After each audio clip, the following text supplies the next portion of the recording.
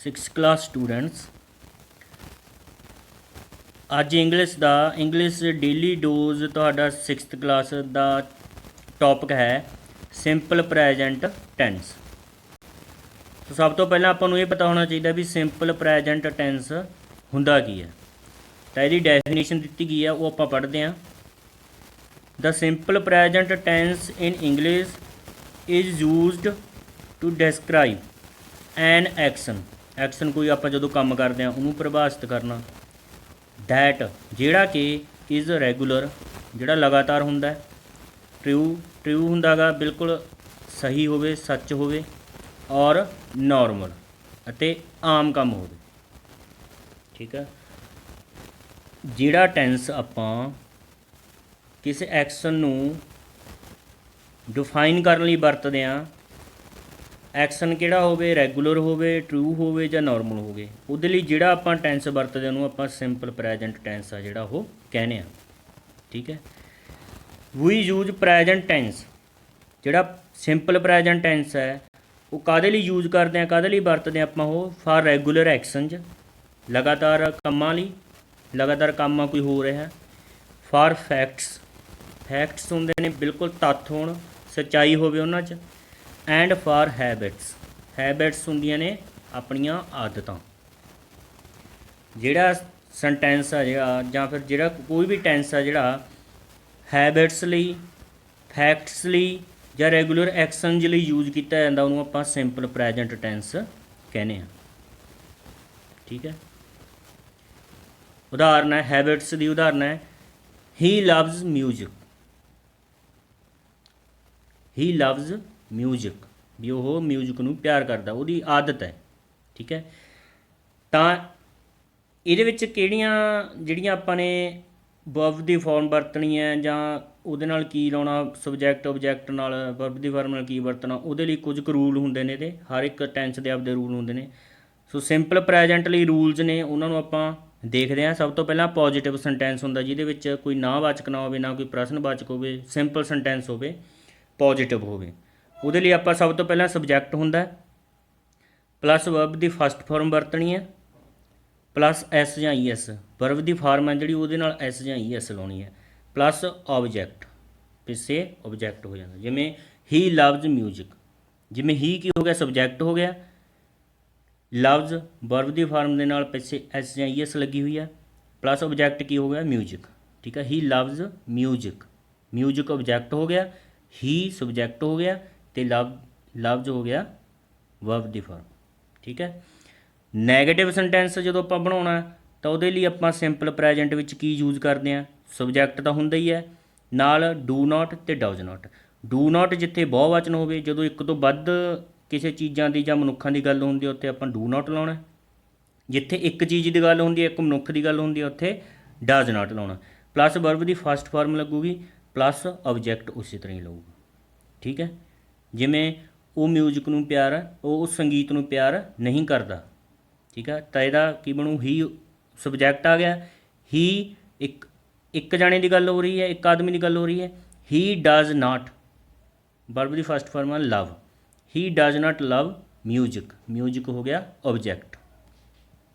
ਇੰਟੈਰੋਗੇਟਿਵ ਪ੍ਰਸ਼ਨਵਾਚਕ sentence ਹੁੰਦੇ ਨੇ ਜਿਹੜੇ, ਉਹਨਾਂ ਵਿੱਚ ਆਪਾਂ ਡੂ ਆ ਜਾਂ ਡਜ਼ ਆ। ਜੇ ਜੇ ਇੱਕ ਤੋਂ ਵੱਧ ਦੀ ਗੱਲ ਹੋ ਰਹੀ ਹੈ ਤਾਂ ਡੂ ਲਾਉਣਾ ਮੂਹਰੇ, ਜੇ ਇੱਕ ਦੀ ਗੱਲ ਹੋ ਰਹੀ ਹੈ ਤਾਂ ਮੂਹਰੇ ਡਜ਼ ਲਾਉਣਾ। ਠੀਕ ਆ। ਜਿਹੜਾ ਸੈਂਟੈਂਸ ਉਹ ਆਪਾਂ ਡੂ ਜਾਂ ਡਜ਼ ਨਾਲ ਸ਼ੁਰੂ ਕਰਨਾ ਇੰਟੈਰੋਗੇਟਿਵ ਸੈਂਟੈਂਸ ਦੇ ਵਿੱਚ। ਪਲੱਸ ਸਬਜੈਕਟ ਪਲੱਸ ਵਰਬ ਦੀ ਫਸਟ ਫਾਰਮ ਪਲੱਸ ਆਬਜੈਕਟ ਪਿੱਛੇ ਕੁਐਸਚਨ ਮਾਰਕ ਦੀ ਨਿਸ਼ਾਨੀ। ਠੀਕ ਹੈ। ਸੋ ਪੋਜੀਟਿਵ, ਨੈਗੇਟਿਵ ਅਤੇ ਇੰਟੈਰੋਗੇਟਿਵ ਤਿੰਨ ਪ੍ਰਕਾਰ ਦੇ ਸੈਂਟੈਂਸਸ ਹੁੰਦੇ ਨੇ। ਤਾਂ ਉਹਦੇ ਲਈ ਜਿਹੜੇ ਸਿੰਪਲ ਪ੍ਰੈਜੈਂਟ ਟੈਂਸ ਆ ਉਹਦੇ ਰੂਲਸ ਨੇ ਇਹਨੂੰ ਚੰਗੀ ਤਰ੍ਹਾਂ ਰੀਡ ਕਰ ਲੈਣਾ।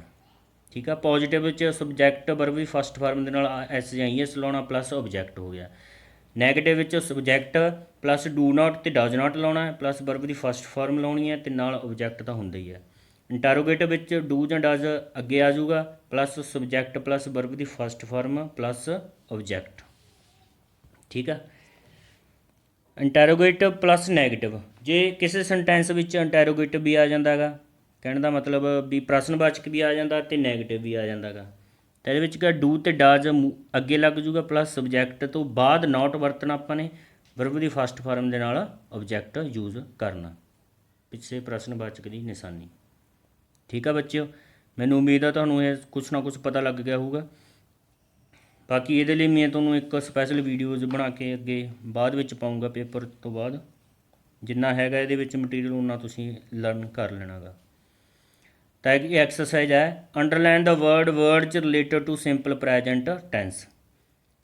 ਹੁਣ ਨੀਚੇ ਕੁਝ ਕੁ ਸੈਂਟੈਂਸ ਦਿੱਤੇ ਗਏ ਨੇ ਜਿਹੜੇ ਸਿੰਪਲ ਪ੍ਰੈਜੈਂਟ ਟੈਂਸ ਨਾਲ ਰਿਲੇਟਡ ਸ਼ਬਦ ਨੇ, ਉਹਨਾਂ ਨੂੰ ਆਪਾਂ ਅੰਡਰਲਾਈਨ ਕਰਨਾ। The peon rings the bell, the peon rings the bell, ਕਿਹੜੇ ਸ਼ਬਦ ਨੇ ਜਿਹੜੇ ਸਿੰਪਲ ਪ੍ਰੈਜੈਂਟ ਟੈਂਸ ਨਾਲ ਰਿੰਗਸ, ਇਹਦੇ ਵਿੱਚ ਰਿੰਗਸ ਨੂੰ ਅੰਡਰਲਾਈਨ ਕਰ ਲੈਣਾ। ਦ ਪੀਅਨ ਸਬਜੈਕਟ ਹੋ ਗਿਆ, ਦ ਬੈਲ ਆਬਜੈਕਟ ਹੋ ਗਿਆ, ਰਿੰਗਸ ਹੋ ਗਿਆ ਵਰਬ ਦੀ ਫਾਰਮ, ਕਿਉਂਕਿ ਐਸ ਜਾਂ ਐਸ ਲੱਗੀ ਹੋਈ ਇਸ ਕਰਕੇ ਇਹ ਇਹਦੇ ਨਾਲ ਰਿਲੇਟਡ ਹੈ, ਰਿੰਗਸ ਕਰ ਲੈਣਾ। ਦੂਜਾ ਸੈਂਟੈਂਸ ਹੈ my mother does not cook food,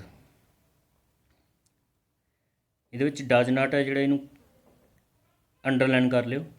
third sentence ਹੈ do you want a cup of tea, do ਜੋ ਡੂ ਹੈ ਇਹਨੂੰ ਅੰਡਰਲਾਈਨ ਕਰ ਲੈਣਾ, do you want a cup of tea. ਠੀਕ ਹੈ, ਅਗਲਾ ਸੈਂਟੈਂਸ ਹੈ ਆਈ ਡੂ ਨਾਟ ਲਾਈਕ ਮੈਂਗੋਜ਼, ਮੈਂ ਅੰਬਾਂ ਜਿਹੜੇ ਅੰਬ ਨੇ ਉਹਨਾਂ ਨੂੰ ਪਸੰਦ ਨਹੀਂ ਕਰਦਾ। ਆਈ ਡੂ ਨਾਟ ਲਾਈਕ ਮੈਂਗੋਜ਼, ਇਹਦੇ ਵਿੱਚ ਡੂ ਨਾਟ ਹੈ ਜਿਹੜਾ, ਇਹਨੂੰ ਤੁਸੀਂ ਅੰਡਰਲਾਈਨ ਕਰ ਲੈਣਾ। ਐਕਸਰਸਾਈਜ਼ 2 ਹੈ fill in the blanks with correct option, fill in the blanks with correct option, ਵੀ ਕਰੈਕਟ ਆਨਸਰ ਆਪਸ਼ਨ ਹੈ ਜਿਹੜਾ ਉਹ ਆਪਾਂ ਨੇ ਚੂਜ਼ ਕਰਨਾ। ਫਸਟ ਸੈਂਟੈਂਸ ਹੈ ਸੀ ਡੈਸ਼ ਵਿਦ ਹਰ ਪੈਰੈਂਟਸ, ਵੀ ਉਹ ਡੈਸ਼ ਵਿਦ ਹਰ ਪੈਰੈਂਟਸ ਕੀ ਕਰਦੀ ਹੈ, ਲਾਈਵਸ ਜਾਂ ਲਿਵਿੰਗ, ਤਾਂ ਇਹਦਾ ਸਹੀ ਹੈਗਾ ਬੀ ਆਪਸ਼ਨ ਹੈ ਜਿਹੜਾ, ਬੀ ਨੂੰ ਅੰਡਰਲਾਈਨ ਕਰ ਲਿਓ ਜਾਂ ਫਿਰ ਇਹਨੂੰ ਬੀ ਨੂੰ ਖਾਲੀ ਥਾਂ 'ਚ ਭਰ ਦਿਓ, ਲਾਈਵਸ। ਸੋ ਲਾਈਵਸ ਆ ਜਿਹੜਾ ਇਹਦਾ ਸਹੀ ਆਨਸਰ ਹੈ, ਕਿਉਂਕਿ ਐਸ ਜੇ ਵਰਬ ਦੀ ਫਾਰਮ ਦੇ ਨਾਲ ਵਰਤੀ ਗਈ।